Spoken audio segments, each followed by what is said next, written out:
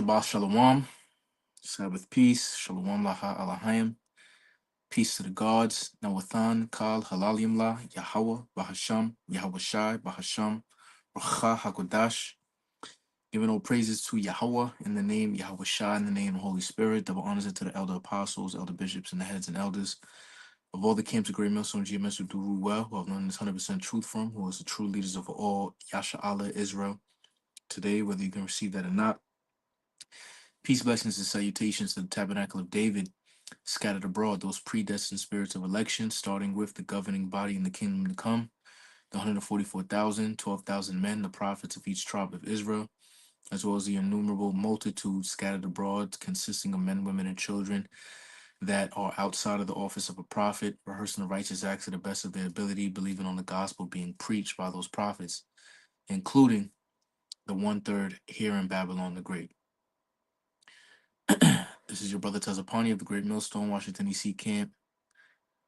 Out of one Ratazah, Lord willing, this quick hit is edifying to the elect. So as you can see on the prepared homestead, civil unrest, insurrection, martial law, the pieces are falling into place. And you know what that reminds me of when you talk about the pieces are falling into place?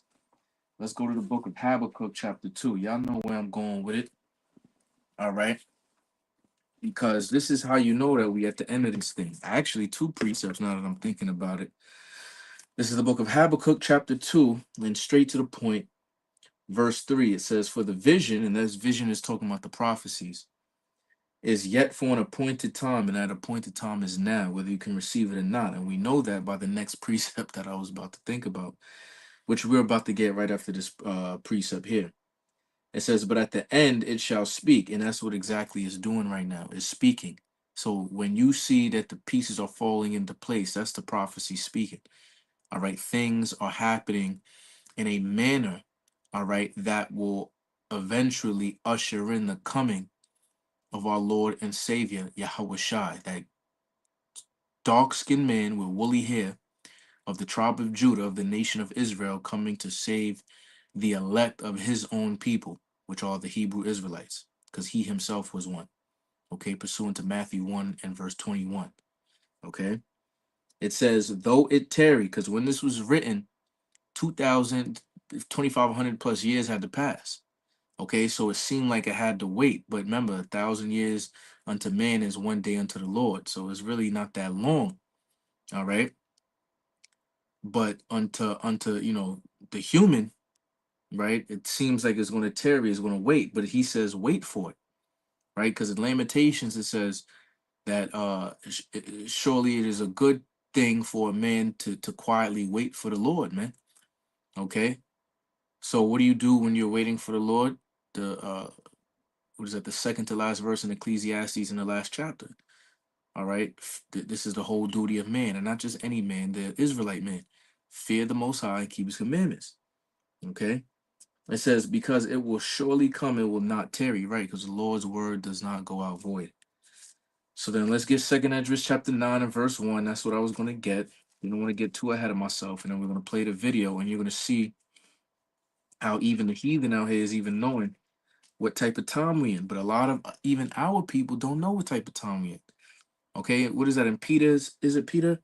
Knowing this, that you should already know the time, roughly paraphrasing, if a brother want to post that on the comment board. So we supposed to know the time. All right. And Second Esdras 9 and 1 reads, "He answered me then and said, Measure thou the time diligently in itself." How do you measure something without the tool? Measuring stick. All right. So what is the spiritual measuring stick? It's the Bible. Because inside of the Bible, the volume of the book was written of him. And who is him? Yahweh Shai. And in Revelation, his testimony, his witness is the spirit of prophecy. So ultimately, it's the prophecies that we measure to see where we at. Okay. It says, "And when thou seest part of the signs pass, which I've told thee before, then thou shalt understand that is the very same time wherein the highest will begin to visit the world which he made." Okay. And he visits the world through natural disasters and things of that nature, but the Most High is also going to visit literally, physically, the world through his son. Okay, Yahweh Shai, with the host of angels. All right. So without further ado, let's play this filtered through the scriptures. So they're getting close. You've got National Guard troops and federal agents all over the country in cities rounding up illegal. And that's a fact, because now for the past maybe 2 or 3 camps in one of the unclean spirits, like a frog, which would be your city state of the District of Columbia, which I camp and fellowship with those brethren, the brethren, them, you know, every time we see National Guard troops with that big ass patch sticker, Velcro shit on their bulletproof vest saying National Guard. All right. So, and I was talking to the brother Shamaria. I said, yo, imagine if, either we was before, before the truth and somebody came and told us like, yo, yeah, y'all gonna be out here, you gonna be out here teaching on these street corners in the midst of federal troops walking around you with Glocks on their waist. We've been like, man, get the fuck out of here. But yet we're here.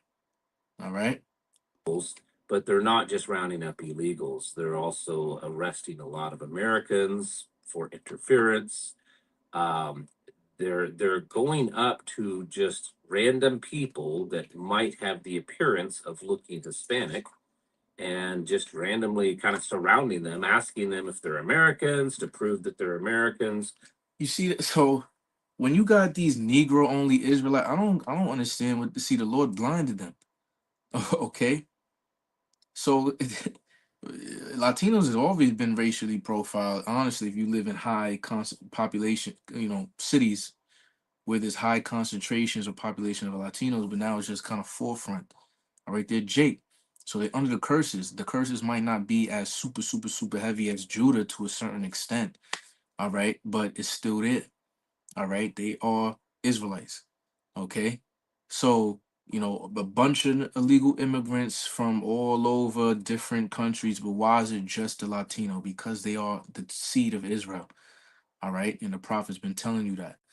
Okay, how look what they said. They just surround them and then start badgering them with questions to prove their citizenship or whatever it may be. Man, come on, we in Jacob's trouble.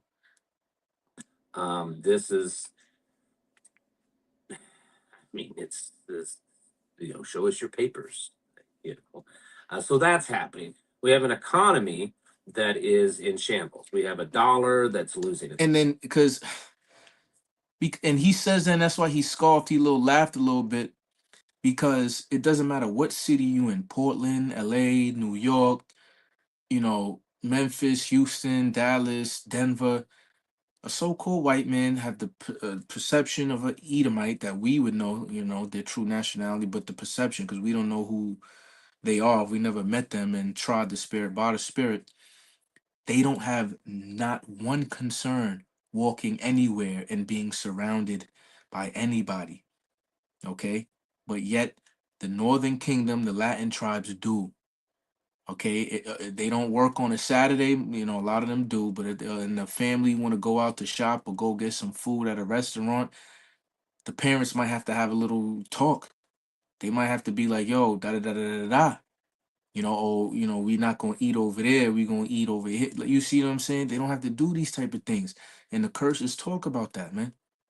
You know, uh, uh, uh, always having Let me see if I can find it real quick. Deuteronomy 28.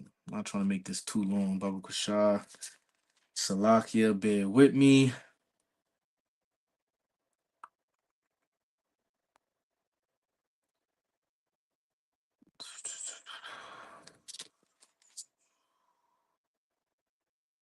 See if I can get it real quick.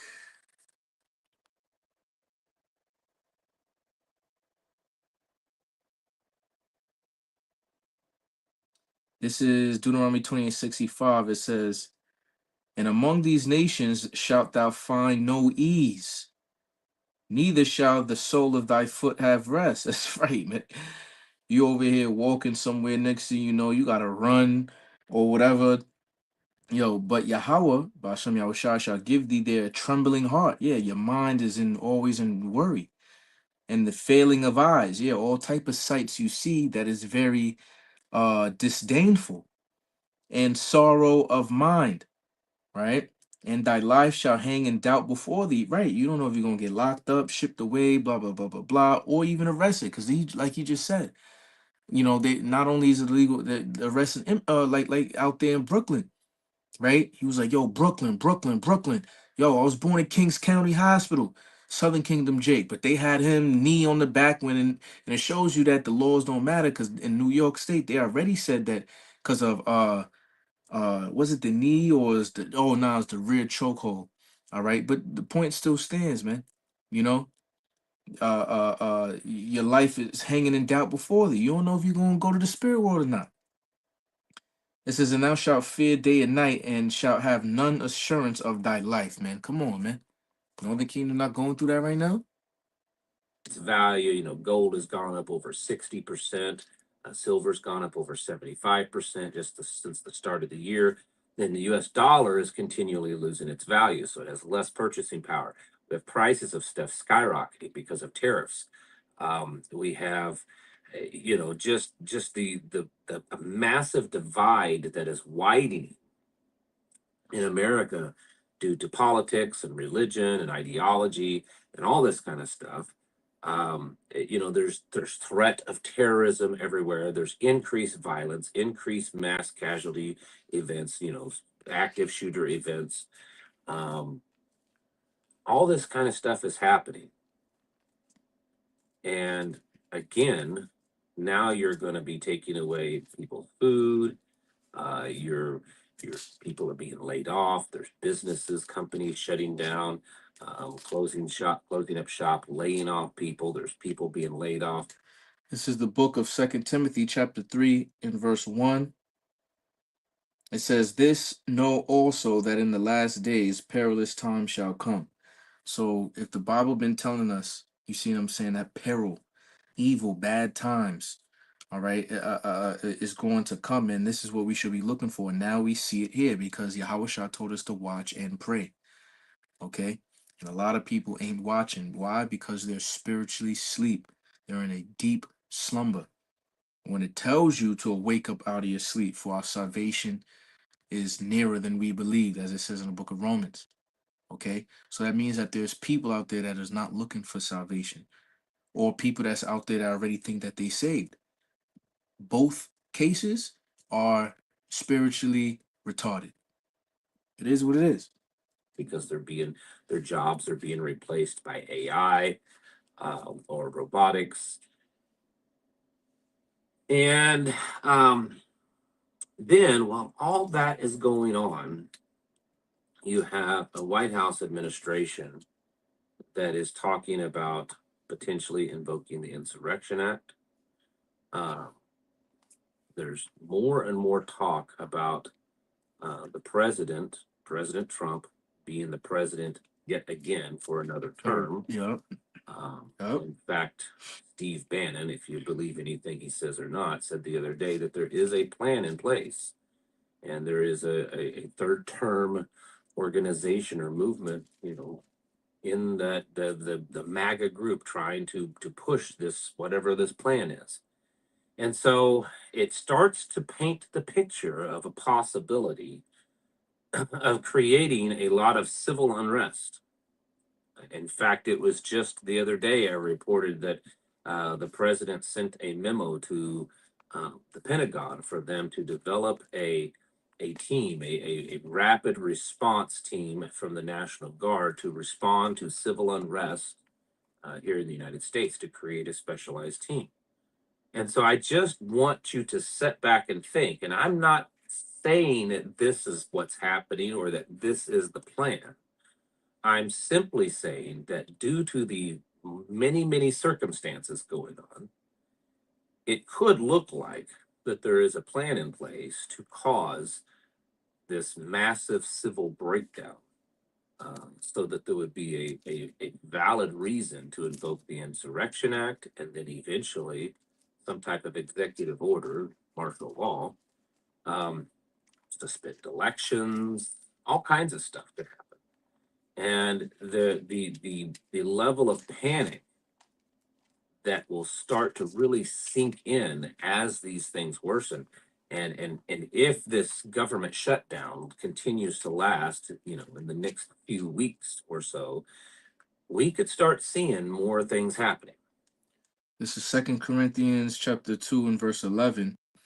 Lest Satan should get an advantage of us, for we are not ignorant of his devices. And his devices, one of them is Hegelian dialectic, problem, reaction, solution. So yeah, being planned because they started it because they want the people to react a certain way so that they can bring about their outcome, their agenda, their novus ordo seclorum, the new order of the ages, or the N dub, you know, to the O, right? Um, I mean, a lot more things. And I know the government shutdown is mostly focused on people being furloughed, laid off, or working without pay, and then now also the SNAP benefits, the food stamp benefits. But it's way more than that. And I pointed out the other day, it's not that I'm opposed to these things, it's that I'm pointing out these things because they could have some serious repercussions. The vast majority of charitable nonprofits in this country. This is what I wanted to bring out right here because they're saying 42 million. Dabu 7 just came out with a video. 42 million could be affected. And this was numbers that was given from the federal Department of the Housing Authority, I think. Could be wrong. HUD, maybe. Um, the HUD. Forgot what the acronym stands for, but either way, 42 million is a lot of people. And then 4 plus 2 is 6. Eliashua would like to go in for with the Edomites in that letter 6, right? So it shows you that Esau is behind it. And I'm gonna read a quick scripture. This is Isaiah 10 and verse 1. Woe unto them that decree unrighteous decrees, so that executive order for martial law, insurrection act, even cutting snap, all of this is unrighteous decrees. And that right grievousness which they have prescribed to turn aside the needy from judgment, and to take away the right from the poor of my people, that widows may be their prey, and that they may rob the fatherless. Because at the end of the day, the target is Jake, hence Jacob trouble. Okay, the troublous times now is going to affect everybody, but the main target here is you so-called Neo Latinos and Native Americans. Okay, so they're writing unrighteous decrees to do all of this unto you, man. All right, knowing that you're going to be the one that get the battery in your back to do some bullshit, so that they can come out with their control, their law and order. Exist due to federal funding. I mean, there are some that accept none or get very little, but most of the ones that do a lot of big stuff, a lot of the ones in your communities that run food banks and that, are help single moms or help people pay their rent and the utilities when they struggle, or, that kind of stuff, assisting them with housing and food and everything, that are nonprofits. These are not government agencies, these are nonprofits. They are very largely funded by federal funds. And those have been cut off. They're not getting them. And so I'm telling you, there is a major recipe for disaster being built. Now, it could all be averted, things could change, but we as preppers, we see. This is Isaiah 31 and 1. It says, woe to them that go down to Egypt for help. So all of you that went down to America, which is spiritually Egypt, pursuing the Revelation 11, okay, to try to help them, help yourself, right? You go down into your unemployment line, you go down into your SNAP, EBT, WIC, food stamp line. You go into, these lines for this, these lines for that. You feel me?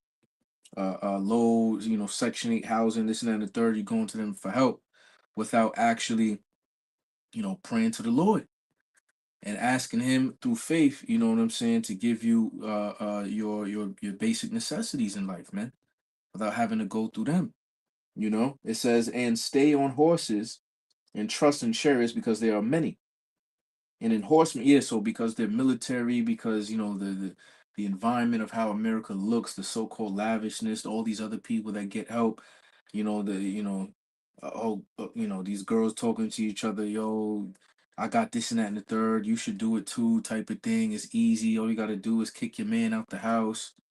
You feel me? And you da da da da, or you could get pregnant again, and then you're gonna get paid, whatever, because they are very strong.